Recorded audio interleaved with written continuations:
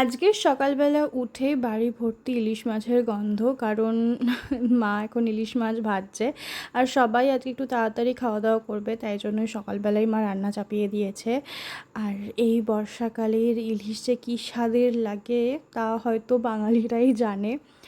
তো দুপুরের লাঞ্চে ছিল হচ্ছে ভাপা ইলিশ আর হচ্ছে কচুর শাক ইলিশ মাছের মাথা দিয়ে। আমি এই গোটা ভাতটা ইলিশ মাছের এই মাথা দিয়ে যে কচুর শাকটা মা করে এটা দিয়ে খেয়ে নিয়েছিলাম, আর ওটা শুধু শুধু খেয়ে তারপর এখন বেরিয়ে পড়েছি। আজকে যাব বর্ধমান, ক্লাস তো সেরকম হচ্ছে না, তাই জন্য দুপুরবেলায় বেরিয়েছি। আর আকাশটা কি সুন্দর লাগছে না, ওয়েদারটা তো ভীষণই সুন্দর ছিল। আর এই প্রত্যেকটা মেঘ মায়ের আগমনের বার্তা দিচ্ছে, মানে শরৎকাল পড়ে গেছে, দুর্গাপুজো খুব তাড়াতাড়ি চলে আসবে, আর মাত্র একটা মাস বাকি। ওখানে পৌঁছে একটুখানি ঘরটা খুব পরিষ্কার করে আবার একটু বেরিয়েছিলাম, যাব খাবার আনতে আর একটুখানি ঘুরে আসবো। সন্ধেবেলার আকাশটা এত সুন্দর লাগলো, আজকে আমি সারাদিন শুধু আকাশের প্রেমেই বারবার পড়েছি, মানে আকাশ দেখে এত সুন্দর লাগছিল।